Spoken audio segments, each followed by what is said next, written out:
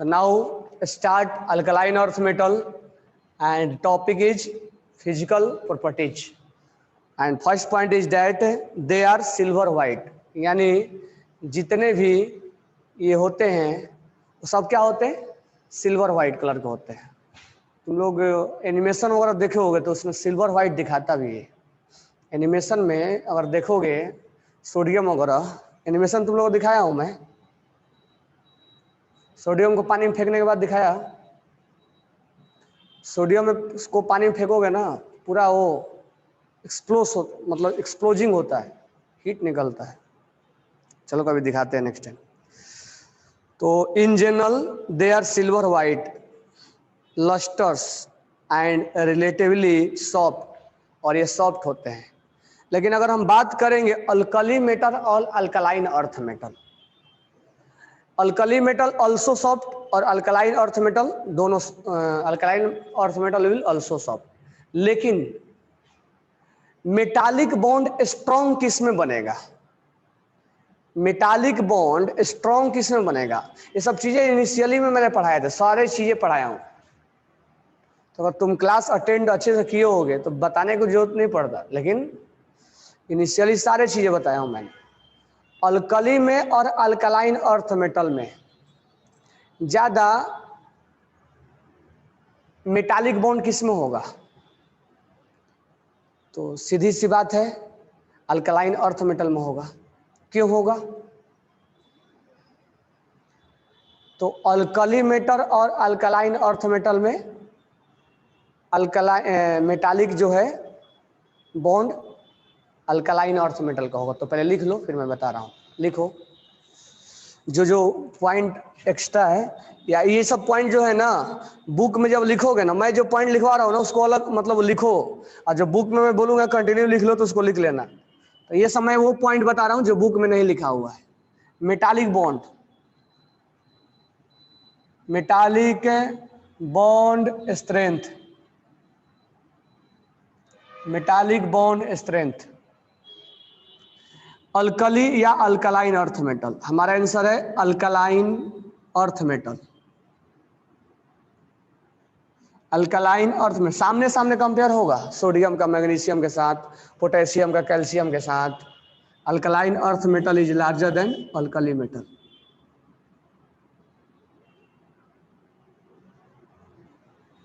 बात रहा क्यों, क्यों का आंसर है कि मेटालिक बॉन्ड जो बनता है, मेटालिक बॉन्ड हम किसको बोलते हैं, तो मेटल के केटाइन होता है, मेटल केटाइन होता है, और किसके बीच में होता है, इलेक्ट्रॉन के बीच में होता है।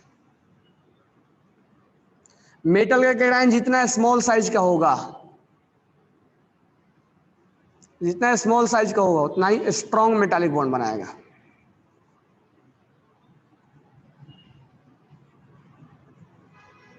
स्ट्रॉन्ग मेटालिक बॉन्ड बनाएगा,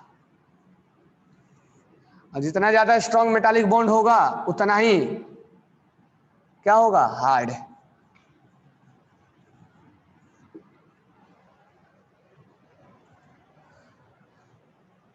तो अगर हम बात करें अल्कली में और अल्कलाइन में, तो साइज किसका ज्यादा होगा, साइज जो है वो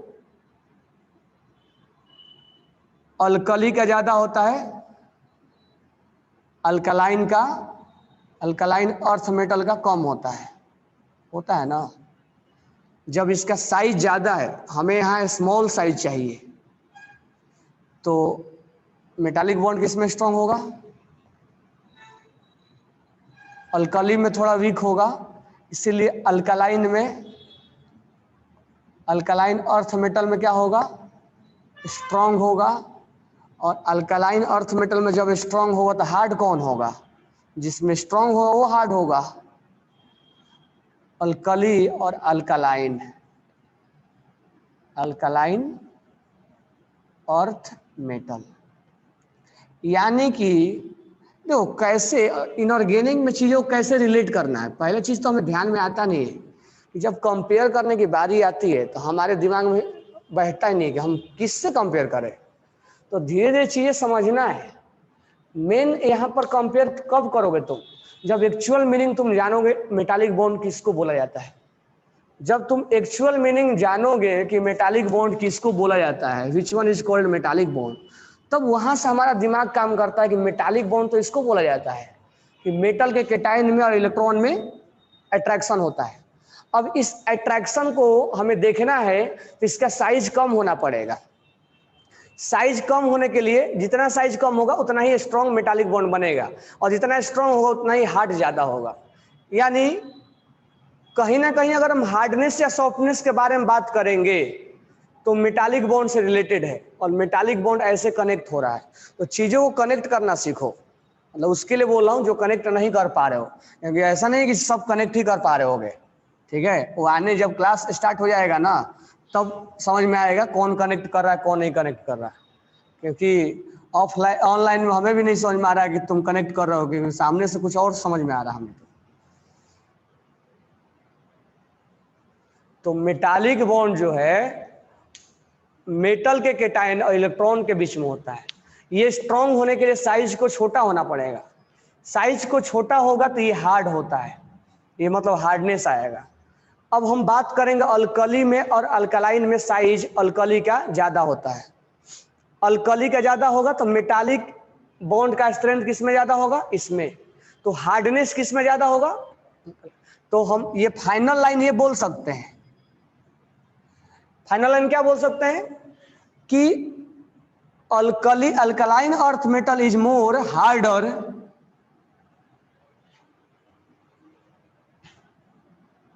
alkaline earth metal is more harder than alkaline earth metal is more harder than alkali metal। तो आपसे क्वेश्चन में पूछेगा, अब इसको शॉर्टकट कैसे लिखेंगे, तो शॉर्टकट लिख रहा हूं मैं। शॉर्टकट कैसे लिखेंगे, alkali metal, alkali metal, alkaline earth metal, alkali metal, alkaline earth metal. Size, size, metallic bond, metallic bond, metallic bond किस में ज्यादा होगा,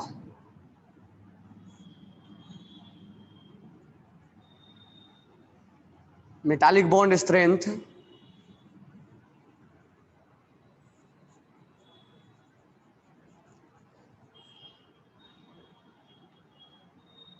हार्ड कौन होगा, जिसमें स्ट्रॉन्ग बॉन्ड बनेगा। इन तीन चीजों का एक कंक्लूजन है। अब बात रहा ऐसा, जब आपसे सॉफ्टनेस पूछा जाएगा या हार्डनेस, तो आप ये चेक करोगे स्ट्रेंथ, और स्ट्रेंथ चेक करने के लिए साइज के पास जाना पड़ेगा। देखो कनेक्टिविटी कैसे बन रही है, ये चीजें आपके दिमाग में मैप बनना चाहिए कि अगर हार्डनेस पूछेगा तो रटने के बजाय हम मेटालिक बॉन्ड स्ट्रेंथ के पास जाएंगे और यहाँ से समझ में आएगा। और क्लियरिटी होना चाहिए कि ये मेटल कैटायन, ये जितना इसको अट्रैक्शन में रखेगा उतना ही उसका हार्डनेस क्या होगा, ज्यादा होगा। और हार्डनेस देखने के लिए साइज देखा जाता है, सॉरी मेटालिक बॉन्ड देखने के लिए साइज देखा जाएगा। साइज किसका कम है वो स्ट्रॉन्ग मेटालिक बॉन्ड बनाता है। तो ये चीजें इनऑर्गेनिक में कनेक्ट होना चाहिए, और ज्यादा कनेक्टिविटी नहीं है, बस फिजिकल प्रॉपर्टी क्या है, पीरियोडिक टेबल में ionisation enthalpy, electron gain enthalpy, radius, size, electronegativity, electropositive, metallic character, hardness, softness, they कम से कम 40-50 चीजें हैं जिसको आप मैप बना सकते हो, मतलब ये चीजें एक दूसरे से कनेक्ट कर सकते हो। तो कनेक्टिविटी के लिए आपको प्रैक्टिस थोड़ा करना पड़ेगा, रटने की कोई जरूरत नहीं है कि किसमें अल्कली में किसमें मेटालिक बॉन्ड स्ट्रेंथ ज्यादा है, किसमें हार्डनेस ज्यादा है, ये रटना नहीं है। नेक्स्ट हम बात करते हैं। तो ये हमने कौन हार्ड है कौन सॉफ्ट है, हमने बात किया। Next, metallic and boiling point of this are higher than corresponding alkali metal.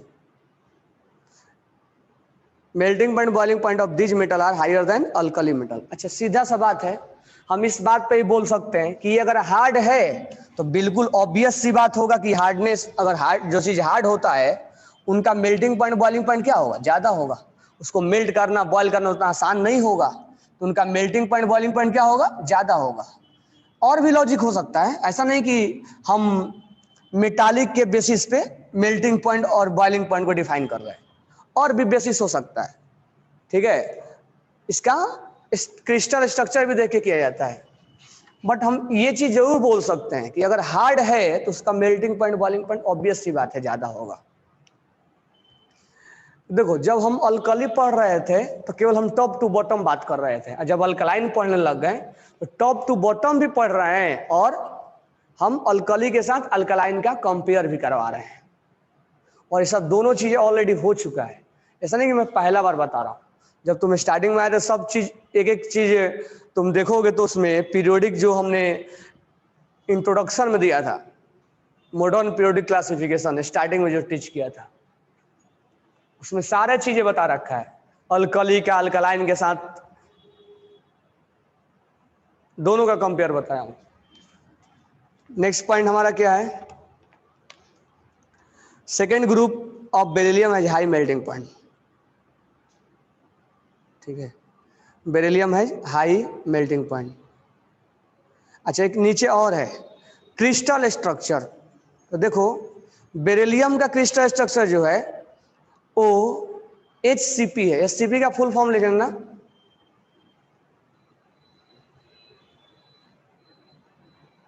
Hexagonal close packing. Hexagonal close packing ये 12th क्लास में आता है। Hexagonal close packing, hexagonal close packing, ये तुम लोग लिख लिए सब। बोर्ड पे एक पॉइंट नहीं छूटना चाहिए, जब कोई फैकल्टी पढ़ा रहा है तो दिमाग, पेन, पेंसिल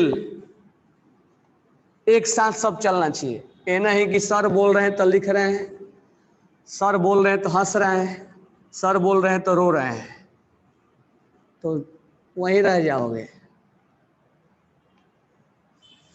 तो यहाँ पर HCP है, ये जो बाहर ब्लॉक बिछाया रहता देखते हो ना, ब्लॉक हेक्सागोनल, जो बाहर ऐसे ब्लॉक बिछाया रहता है,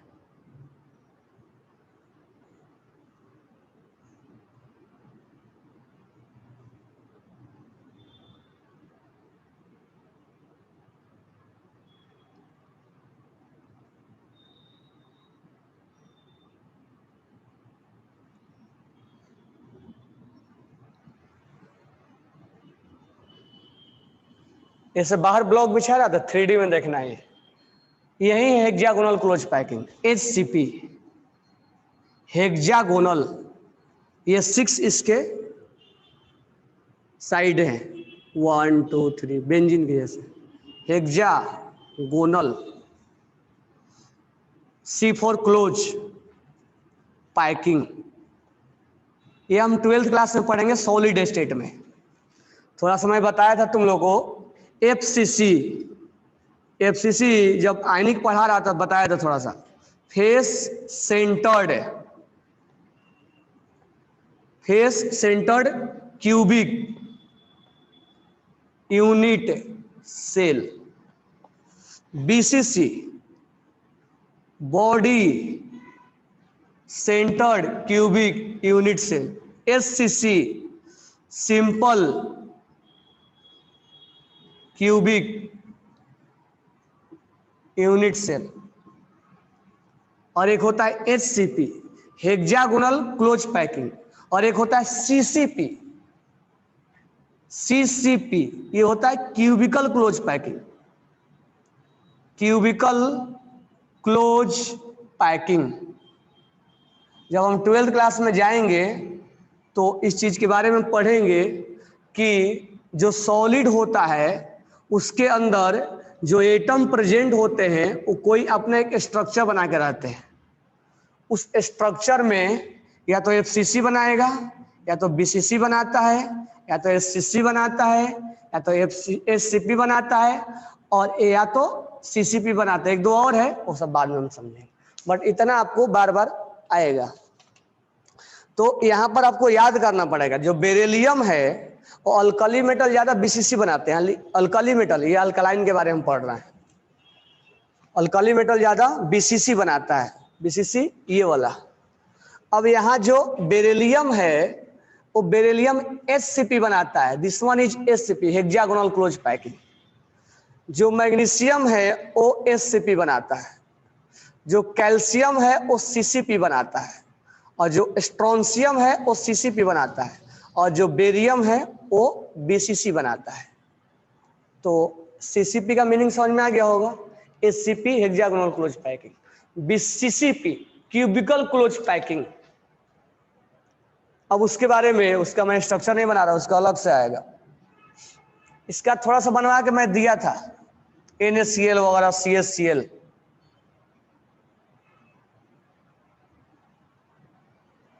ठीक है, तो इसका थोड़ा सा बनवा के मैंने दिया था, तो ये आपको याद करना पड़ेगा।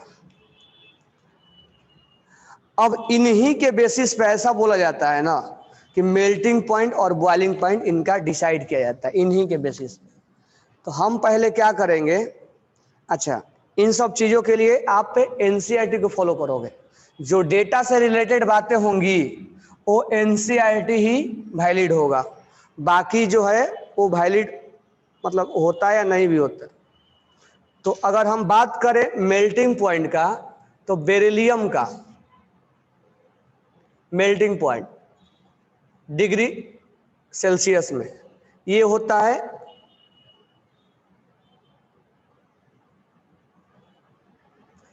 यहां पर मैं दोनों लिख दे रहा हूं, MPBP, melting point boiling point. ठीक है, बेरिलियम का होता है 12, या अलग अलग ही लिखो, 1287। Mg का हो गया 650 डिग्री सेल्सियस में है। कैल्शियम का हो जाएगा 842, स्ट्रोंशियम का हो जाएगा 777,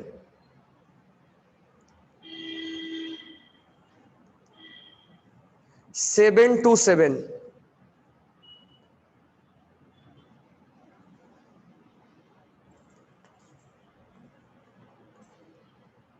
और रेडियम का हो जाएगा 700।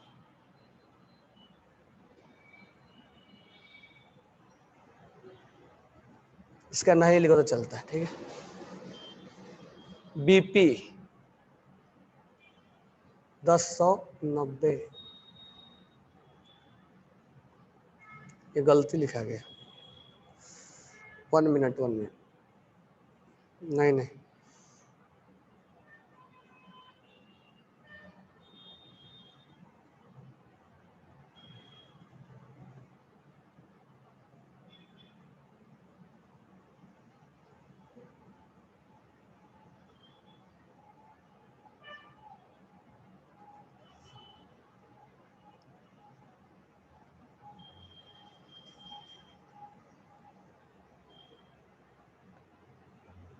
ये पहले लिखो आप। हालांकि डेटा पूछता नहीं है, लेकिन एनसीईआरटी के डेटा हम प्रीफर करेंगे।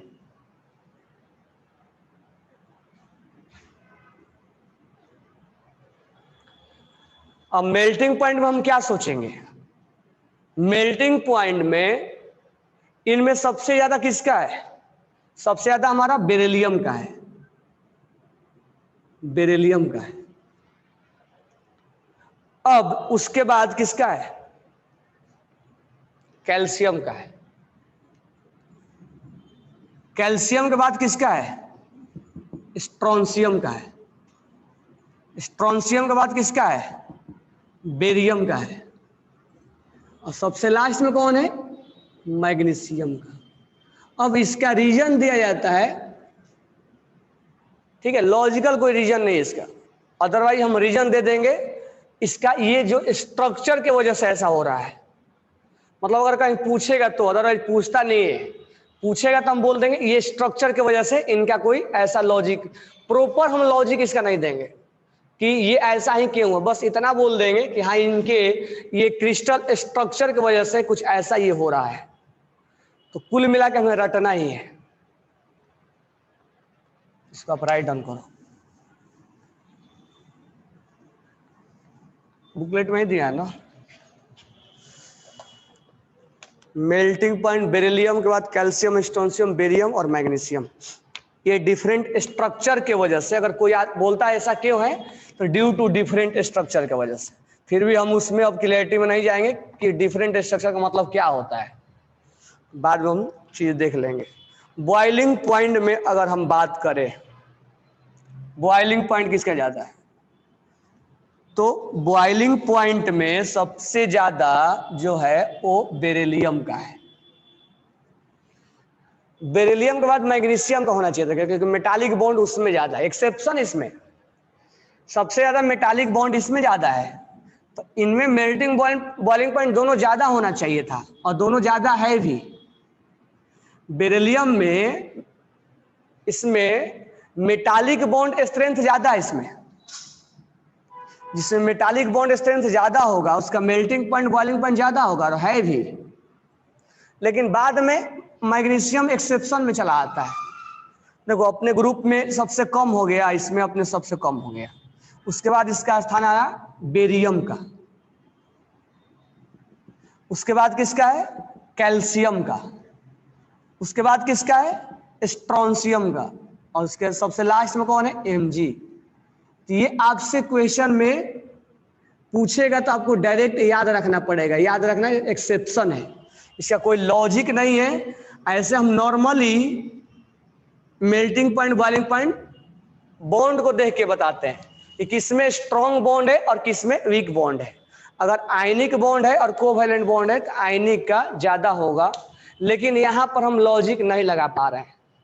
और इसका क्या रीजन देंगे, नॉर्मली हम क्या बोलते हैं, अगर जितना बॉन्ड स्ट्रॉन्ग होगा, अगर स्ट्रॉन्ग बॉन्ड बनेगा, अगर स्ट्रॉन्ग बॉन्ड बनेगा तो उसका MPBP क्या होगा ज्यादा होगा। लेकिन यहां पर ये लॉजिक काम नहीं करेगा, और इसका रीजन दे दिया जाता है due to different structure of that compound. इसको लिख लेना आप। नेक्स्ट हम बात करेंगे डेंसिटी का। इसमें डायरेक्ट यहां लिख लेना, एक्सेप्शन है, रटना है।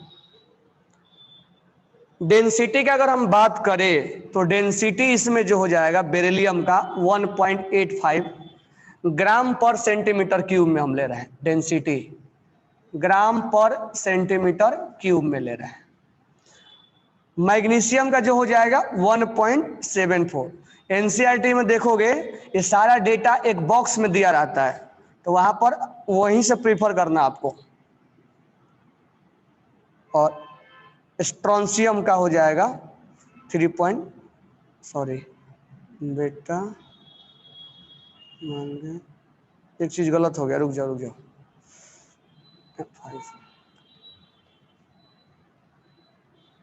1.54 है, 2.64 है, 3.62 है। रेडियम का भी दिया है अप्रॉक्स 5 के अराउंड दिया। तो अगर हम डेंसिटी के बारे में बात करें तो डेंसिटी जो है वो टॉप टू बॉटम बढ़ना चाहिए, क्योंकि डेंसिटी इक्वल टू क्या होता है, डेंसिटी इक्वल टू होता है mass upon volume.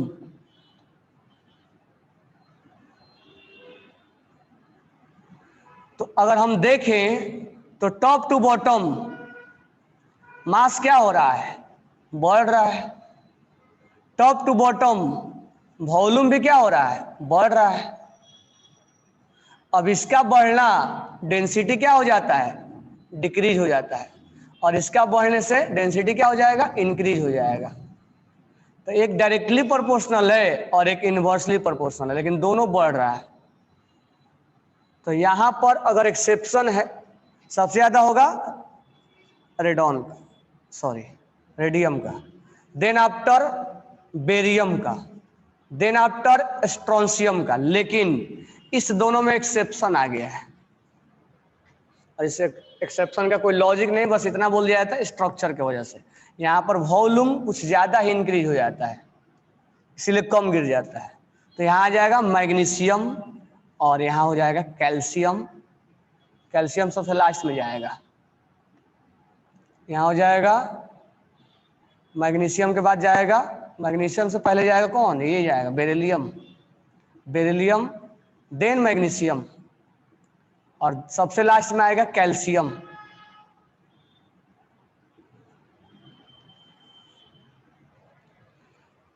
First second third, फिर 4 5 6, फर्स्ट सेकेंड थर्ड 4 5 6।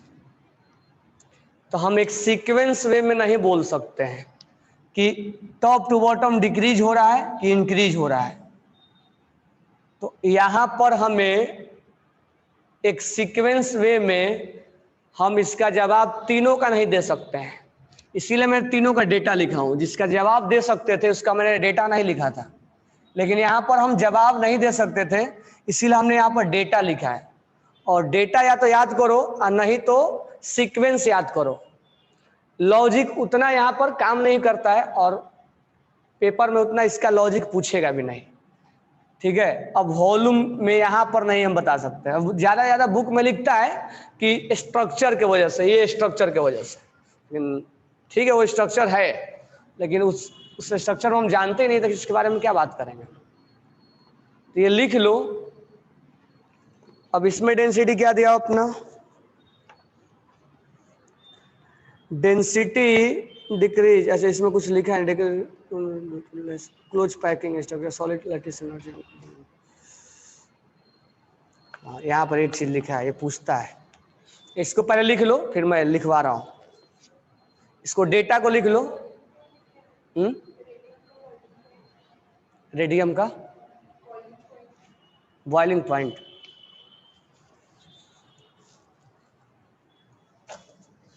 रेडियम का जो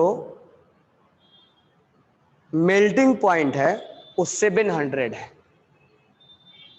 मेल्टिंग पॉइंट 700 है। हालांकि पूछेगा नहीं और इसका नहीं दिया हुआ है। ऐसा नहीं कि एनसी सबका चाहिए ही चाहिए, जो एनसीईआरटी में है ना डेट्स एंड अप, उसके बाहर नहीं जाना है। जो एनसीईआरटी में लिखा गया है उतना ही जानना है, उससे हमें महाभारत और रामायण नहीं लिखना है। जितना एनसीईआरटी में है डेट्स एंड अप उतना ही हमें जानना है। पहले डेटा लिख लो और उसके बारे में तो मेल्टिंग पॉइंट और बॉइलिंग पॉइंट का डेटा ध्यान में रखना है।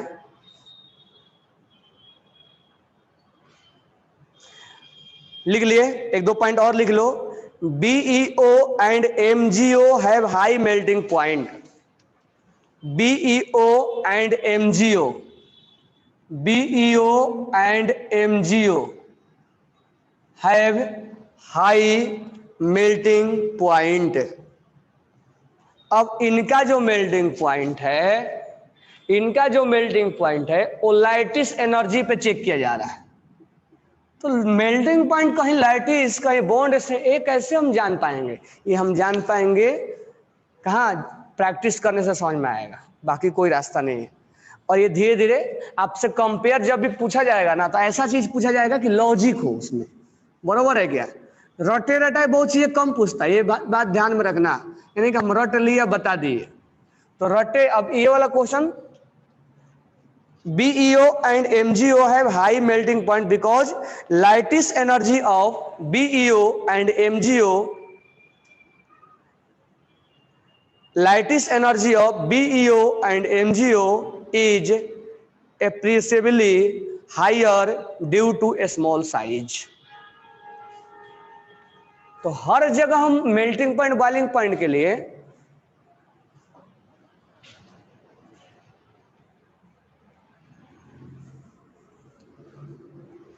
लिख लिए। अब एक पॉइंट जो हो 123 पेज नंबर पे दिया हुआ है, 123 पेज पे दिया हुआ है, लिखो the decrease in density from beryllium to calcium, the decrease in density from beryllium to calcium, the decrease in density from beryllium to calcium due to less close packing, due to, अभी बात लिखा तो सही है but अभी हमें close packing के बारे में कुछ मालूम ही नहीं है। ड्यू टू लेस, तो उसमें फील आ ही नहीं पाएगा हमें। Due to less close packing of atom, due to less close packing of atom in solid lattice. हमने बोला था पैकिंग को ही लैटिस का नाम दिया जाता है, जितना ज्यादा पैक्ड होता है उतना ही उसका लैटिस ज्यादा होता है। तो मेल्टिंग पॉइंट बॉइलिंग पॉइंट देखने के लिए मेटालिक बॉन्ड देखा जाता है, ताकि वो बॉन्ड एटम क्या है एक दूसरे के साथ कनेक्टेड होंगे, या उनका लैटिस देखा जाता है। लैटिस ज्यादा होगा तो उनमें कनेक्टेड ज्यादा होंगे, कनेक्टेड ज्यादा होगा तो उनको अलग करना आसान बात नहीं होगा। और अगर क्लोज पैकिंग होगा तो उनका लैटिस ज्यादा होगा। तो हमें थोड़े ना मालूम है कि इसका क्लोज पैकिंग कितना है। बाद में जब 12th क्लास आएगा तब समझ में आएगा कि ये तो एफसीसी में क्लोज पैकिंग का पैकिंग इफिशियंसी 74% होता है। ये सब चीजें बाद में समझ में आए, अभी तो बता भी देंगे तो उतना नहीं क्लियर होगा कि पैकिंग इफिशियंसी 74% होगा। ये अभी लिखने का कोई फायदा भी नहीं। बीसीसी का 68% होता है। ये चीजें बाद में समझ में आएगा कि पैकिंग यानी लैटिस देखना है, यानी कहीं ना कहीं एक दूसरे से कनेक्टेड है। Melting point, boiling point, density, ये सब चीजें एक दूसरे से कनेक्टेड है। Close packing of atom in solid lattice of Mg and calcium, close packing of atom in solid lattice of Mg and calcium. Full stop डाल के लिखना। Availability of vacant D orbital, important है भाई, बहुत बार पूछा भी है question. Availability of vacant D orbital in calcium, availability of vacant D orbital in calcium, there will be sudden increase in size, there will be sudden increase in size, there will be sudden increase in size which leads to low density, which leads to low density, which leads to low density। 3D आ जाता है ना sodium के बाद।